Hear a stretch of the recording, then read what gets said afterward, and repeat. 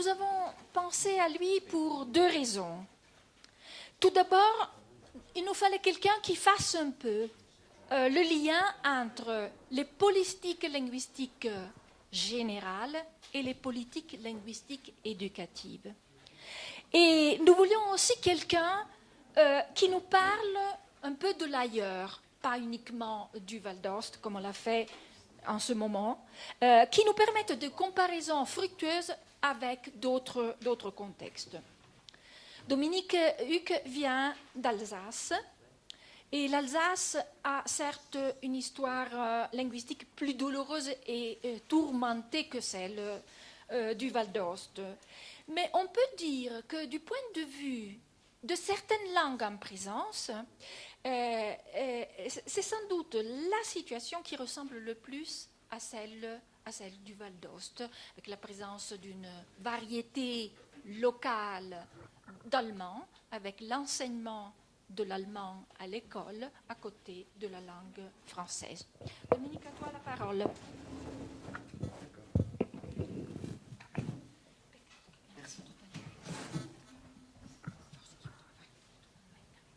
Alors, comme vous le voyez, le titre est très ambitieux, et donc comme il est très ambitieux, je vais le présenter à la hache. Alors, ce sera très très sommaire. Deuxième chose, comme il est aussi très ambitieux parce qu'il aborde plusieurs champs, plusieurs domaines. Donc, ce qui fait que forcément, ce sera très incomplet et parfois plus que sommaire. Troisième élément, il y a un certain nombre de parts que je vais aborder, dont on a déjà parlé, et que je vais renouer un peu différemment peut-être. Et enfin, forcément, je ne vais pas tenir le temps, tel que je me connais. Et donc, ouais, oui, je ne regarderai pas à droite. Et en tout cas, simplement, comment dire, si je ne peux pas tout développer. En revanche, je voudrais juste développer les conclusions. Donc, bien sûr, je m'en tiendrai à ce que vous me direz. Je fonctionnerai en deux grands temps, si je puis dire, une espèce de je sais pas, cadrage. Qu'entendre par politique linguistique? Donc, je le fais à minima, d'une part, et d'autre part, ce qui me tient souvent, beaucoup à cœur, c'est la question du contexte. On ne peut jamais parler d'une politique linguistique, quelle qu'elle soit, sans la situer dans une société, une époque, un espace. Donc, contexte, il faut le comprendre au sens, je dirais, extrêmement fort du terme. Et le cas de figure alsacien, donc, ce serait juste pour illustrer un questionnement, sans plus. Donc, comment comprendre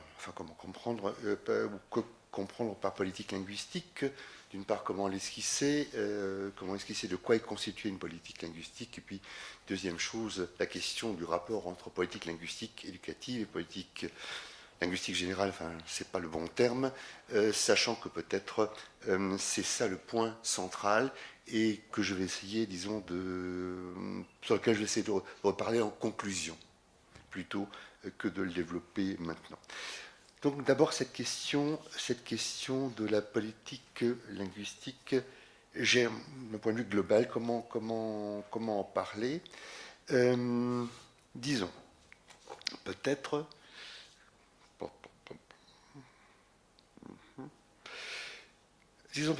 qu'une politique linguistique implique fondamentalement une volonté, une intention. Alors vous me direz, c'est pas franchement innovant, oui, mais néanmoins, c'est une volonté ou quelque chose, une intention, soit de modifier une situation, soit d'innover.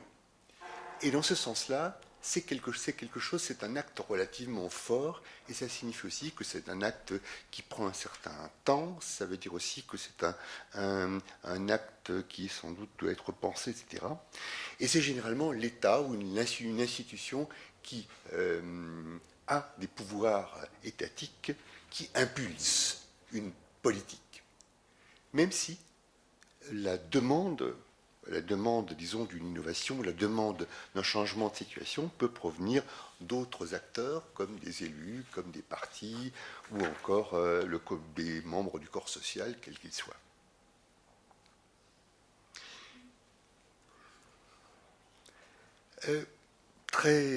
Comment dire, si on regarde de quoi est constituée une politique linguistique, au moins très grossièrement, très fréquemment, alors là aussi c'est très sommaire, on distingue au moins 3 grandes phases que l'on pourrait sans doute distinguer dans toute politique, dans toute politique si c'est une vraie politique, ce qui n'est pas toujours le cas. Une première phase qui serait celle des prises de décision majeures ou centrales, essentielles, les grandes orientations, les grands objectifs, qui sont bien sûr les éléments centraux. Deuxième phase qu'il y aurait au moins, ce serait celle de la mise au point des modalités de réalisation de ces objectifs, sachant que les moyens, c'est un peu les moyens matériels, humains et économiques doivent faire partie de ces modalités pour que la réalisation puisse se faire. Donc c'est une phase tout aussi importante, dans la mesure où on essaye de voir comment, en quelque sorte, comment dans la société, cette politique sera, je dirais, relayée, fondée et j'ose pas encore dire mise en œuvre, mais en quelque sorte diffusée. Et la troisième phase, c'est la projection de la mise en œuvre concrète de ce qui doit pouvoir être fait. Il me semble que c'est très souvent cette phase qui n'est pas impliquée, qui n'est pas réellement présente dans une politique linguistique. Or, c'est sans doute la phase la plus importante dans la mesure où c'est celle qui est applicative. Et le champ éducatif est souvent dans cette, comment dire, le plus présent ou le plus visible ou le plus tangible dans cette troisième phase, si je puis dire. Et c'est aussi peut-être, et donc dans ce sens-là, parce qu'il est partie intégrante, et c'est aussi peut-être cette troisième phase qui est le plus en contact avec le contexte, et parfois dans un contexte qui change, hein, qui se modifie, parfois imperceptiblement et parfois de façon plus importante. Mais globalement, il ne peut pas exister de politique linguistique, disons, je ne sais pas si je veux dire digne de ce nom, mais qui puisse être appelée politique linguistique sans qu'il y ait effectivement une espèce, disons, de prise en compte réelle du contexte. Et on pourrait même ajouter que pour quelle que soit la mesure linguistique qui est prise, même si ce n'est pas une politique linguistique, il n'est pas imaginable, je sais bien que les États le font, mais il n'est guère peut-être pas très responsable de le faire sans tenir compte précisément des contextes. La question maintenant,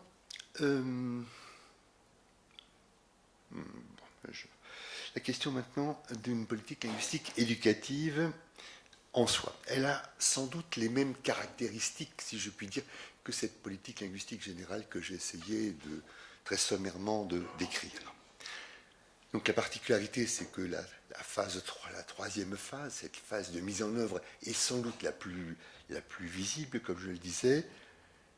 Peut-être aussi, est-ce toujours le cas? Même lorsqu'il ne s'agit pas d'une politique linguistique, lorsqu'il s'agit juste d'une mesure éducative avec une partie linguistique, ou encore lorsqu'il s'agit d'une politique d'un autre domaine qui a un volet linguistique, comme par exemple dans le sens économique. Donc c'est toujours à ce moment-là, ou ici, que l'on voit que précisément l'explicite a également sa place et dans cette troisième phase, et précisément, elle est sans doute la plus délicate ou la plus immédiatement perceptible. S'agissant d'une langue régionale ou minoritaire, la question est encore sensible ou visible ou non visible au carré ou au cube, dans la mesure où, en quelque sorte, il y a un nombre nettement plus important, sans doute encore, d'éléments subjectifs qui vont jouer, des éléments identitaires qui vont jouer, et surtout, me semble-t-il, l'histoire et le contexte, cette fois-ci, le contexte dans sa dimension diachronique, sur le temps, dans les vécus des uns et des autres. Et on touche directement aux vies, à la vie des personnes, des gens, des vous, des moi.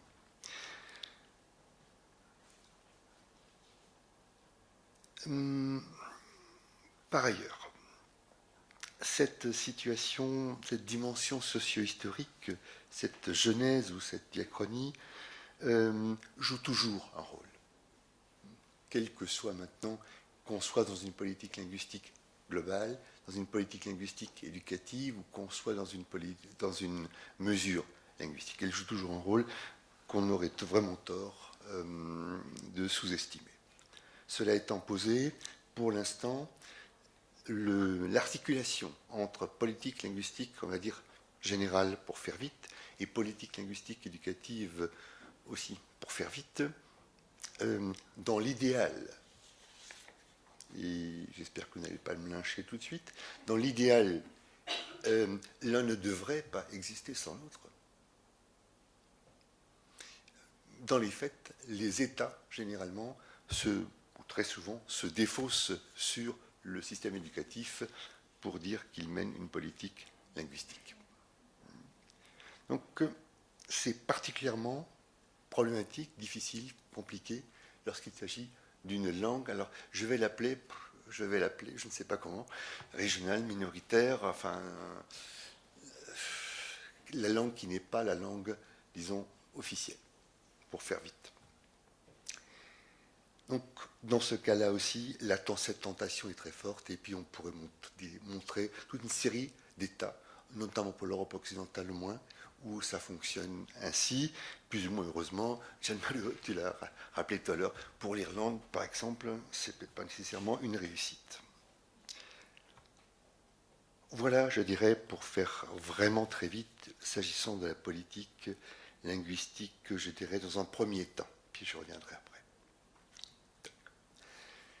Revenons à ma terre natale.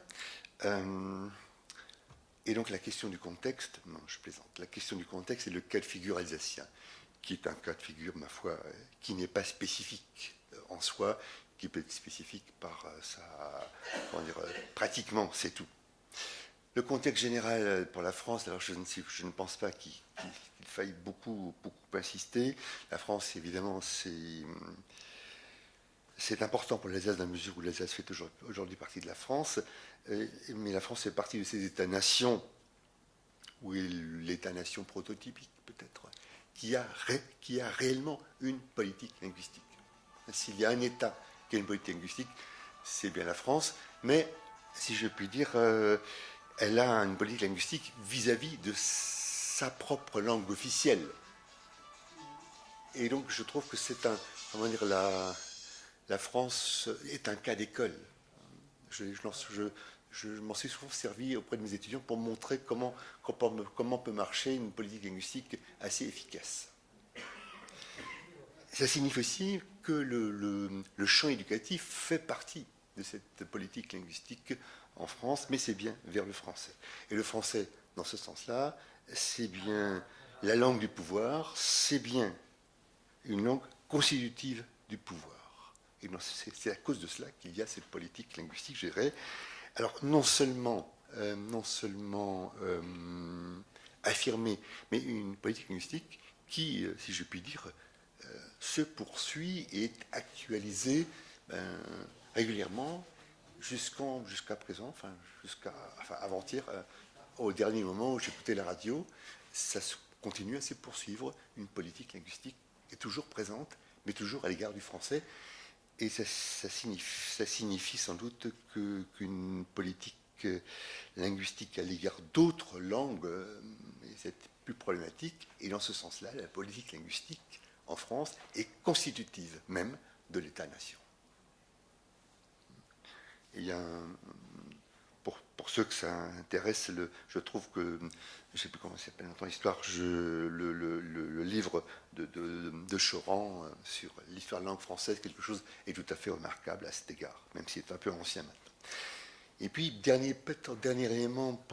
avant-dernier élément pour la France, 1992, on inclut dans la Constitution la disposition « la langue de la République est le français ». Alors on ne sait pas très bien si c'est une disposition, si je puis dire, pour le français langue nationale ou le français langue officielle, mais bon, c'est encore ce qui est une autre affaire. Et cette phrase-là va jouer, et particulièrement dans le champ éducatif, un verrou réellement constitutionnel, limitatif pour toute politique linguistique à l'égard d'une langue autre que le français, et donc précisément à l'égard des langues dites régionales. Alors, pourquoi rappeler maintenant ce grand cadre que, pour l'essentiel, vous connaissez? C'est aussi pour montrer qu'une politique linguistique est généralement, ou devrait être généralement, explicite, mais elle peut aussi être implicite. La France a fait les deux. C'est dans ce cas-là une façon de non seulement renforcer le français, mais de l'exclusiviser, ou le centraliser, si je puis dire, de telle façon qu'effectivement, implicitement, on peut aussi comprendre quelle va être la position de l'État-nation par rapport aux autres langues, qui seront nécessairement subordonnées, au mieux, ignorées ou encore combattues. Vu ainsi, au fond, on se dit, on peut arrêter là. Bon, pourquoi parler de l'Alsace? Peut-être pas, dans la mesure où, effectivement, la question du contexte précisément fait qu'à un moment donné, la France donne l'impression de commencer à s'intéresser à des langues autres que le français, et notamment aux langues dites régionales. Vous imaginez ça se passe en 1982-83. Alors, ça n'est pas un hasard, enfin, c'est pas le hasard, c'est pas juste pour faire joli que j'ai mis la date. Tout simplement, c'est le moment où, en France, il y a un changement, disons, politique important qui s'est mis en place. Oui, c'est ce qu'on, dans le livre d'histoire, on appelle ça l'arrivée de la gauche au pouvoir. Alors, la gauche, c'est le Parti socialiste, le Parti communiste essentiellement. Et cette gauche-là avait promis précisément d'avoir une autre approche des langues. Et puis peut-être peut-on rappeler, enfin je ne vais pas trop aller au-delà de mon champ, rappeler qu'on sort de la décennie 70-80, qui est celle qui a succédé à 1968, à mai 1968, etc. Et que sans doute la société aussi est en train de se modifier. Dans les faits, deux textes vont être produits. Ce sont des textes, donc ce sont les circulaires, c'est les textes réglementaires les plus bas. Enfin, si après il y a encore une note peut-être, que l'on peut bien sûr modifier par une autre circulaire, mais ces deux textes sont intéressants dans la mesure où c'est eux qui impulsent, si je puis dire, le fait qu'il peut y avoir une présence des langues dites régionales dans l'espace éducatif.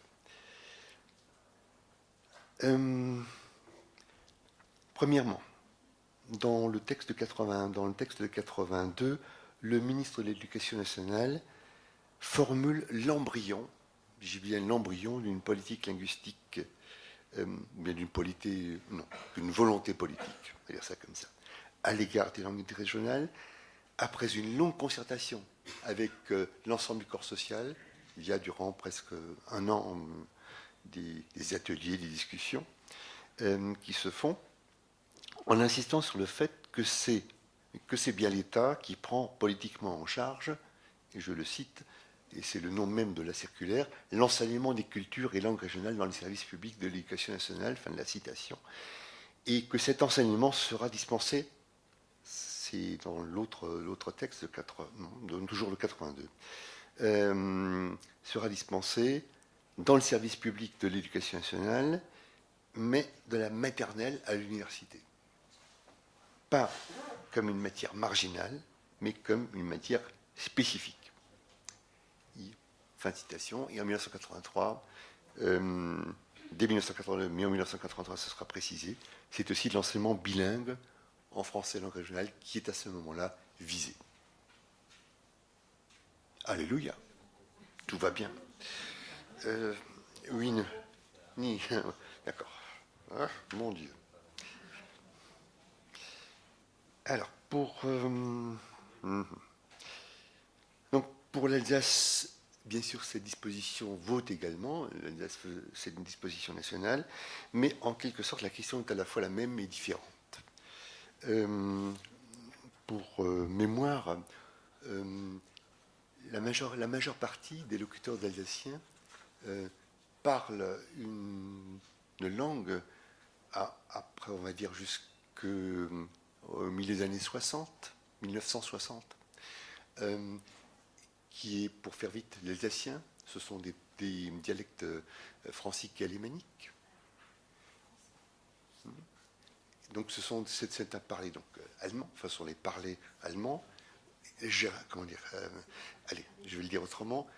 Linguistiquement, que les linguistes considèrent comme parler allemand, c'est la langue majoritaire, c'est celle qui est la mieux connue, qui est la plus utilisée, la plus pratiquée.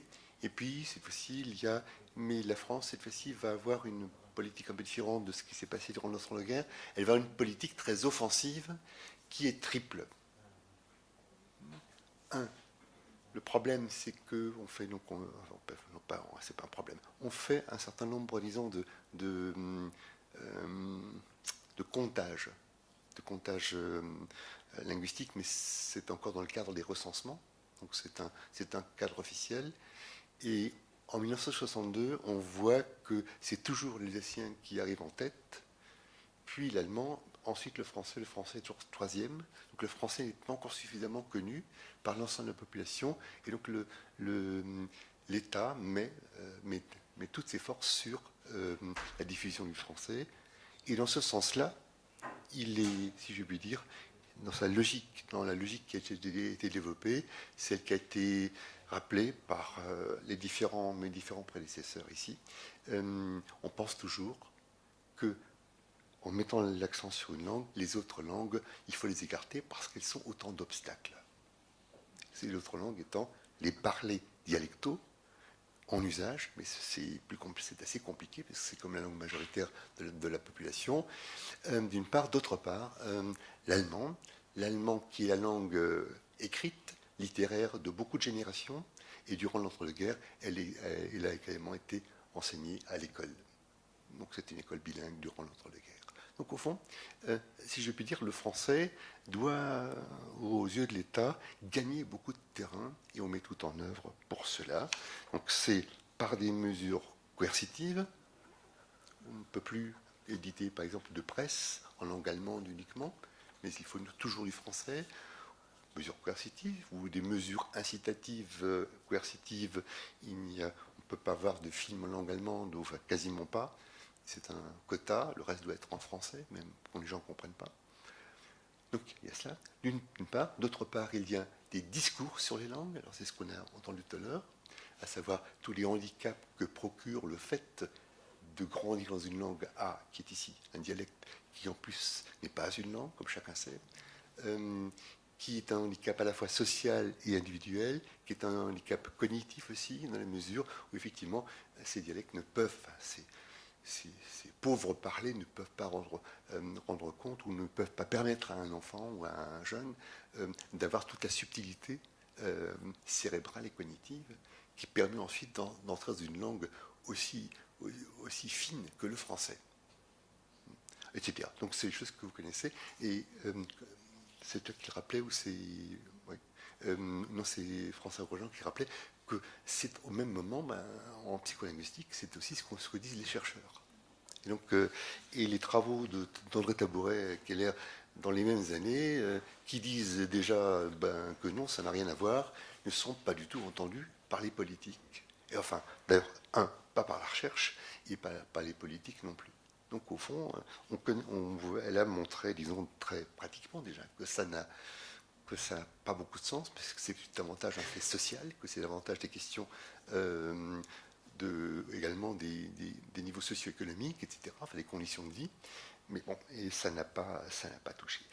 Et puis, donc, petit à petit, entre 1960 et 1980, la situation change, la modernité est arrivée en plein, par le français notamment, et puis la langue d'usage est de moins en moins fréquemment l'alsacien, mais de plus en plus fréquemment le français. Donc, la politique linguistique n'aurait pas suffi, mais c'est bien la modernité qui a accéléré les choses.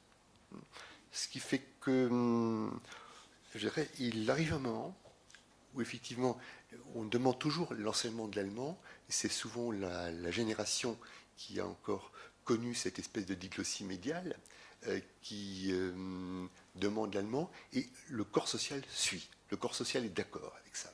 Donc, un enseignement de l'allemand, je veux dire par là, suffisamment précoce dans l'école de tout le monde, dans l'école primaire, donc qui va jusqu'à, à cette époque-là, 14 ans, puis jusqu'à 11 ans. Cet enseignement va se faire, continue à se faire, s'organise, d'abord difficilement, à partir de 1952, puis à partir de 1976.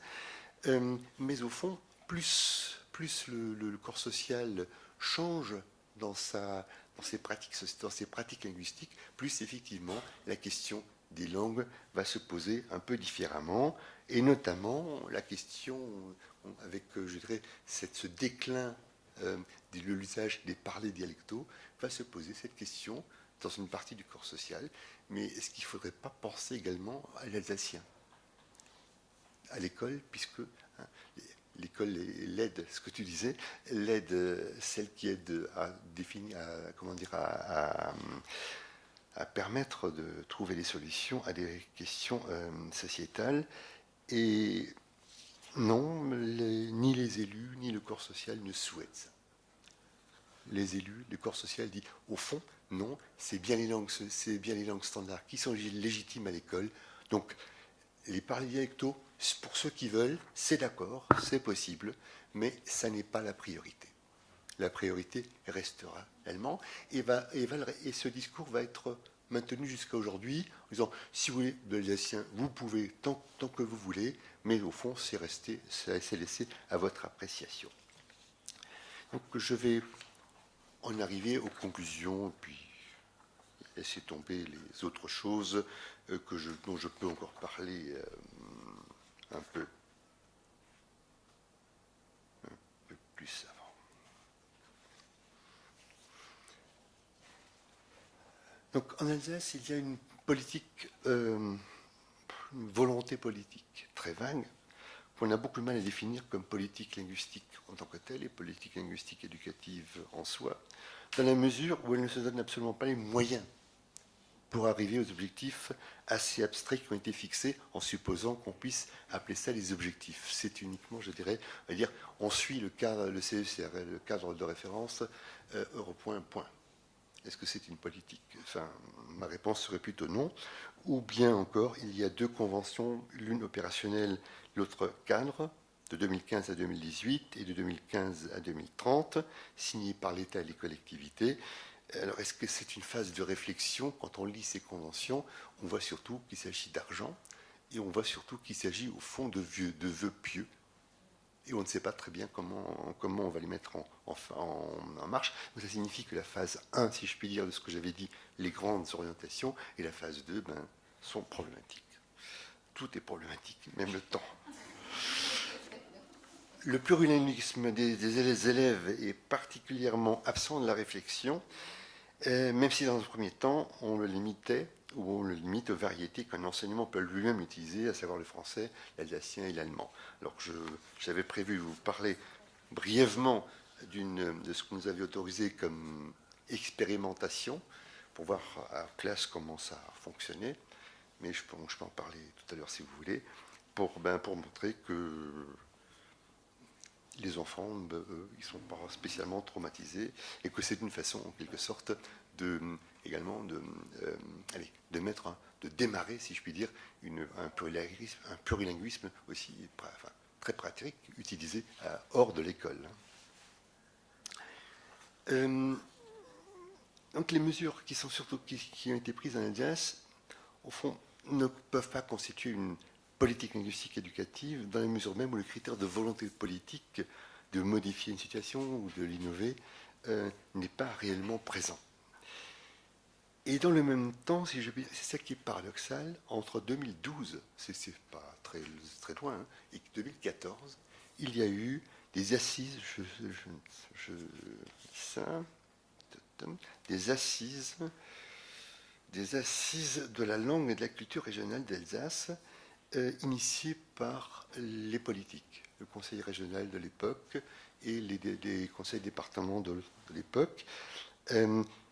Il y a eu un travail assez important avec cette fois-ci pour donner, puis c'était la demande, pour donner aux politiques, aux décideurs, une photo. Alors, une photo, c'est toujours un regard subjectif, je sais bien, une photo réaliste de la situation et proposer des pistes pour mettre en œuvre une politique.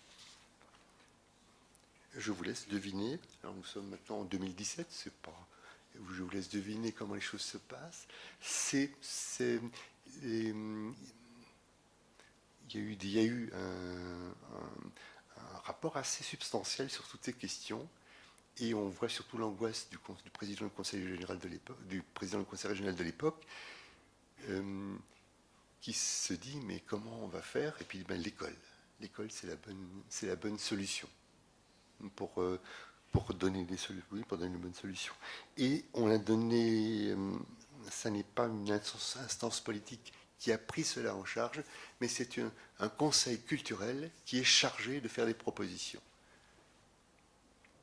Conseil culturel qui n'a aucune espèce de légitimité en dehors de celle du fait qu'il a été nommé par les politiques. Au fond, quand on essaie, disons, de se demander, si je puis dire, si on place un regard, pas d'évaluation, mais un regard, si je puis dire, de mise en lien de tout cela, on s'aperçoit qu'il y a des moments où les trois phases d'une politique linguistique que j'ai décrite au début étaient à peu près en place et rétroagissantes.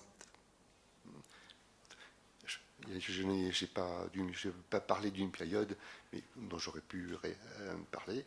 Et il est assez intéressant de voir qu'à ce moment-là, on a non seulement l'impression que quelque chose fonctionne, mais on a l'impression qu'il y a effectivement, comment dire ça, une dynamique, et on a l'impression qu'il y a également un sens.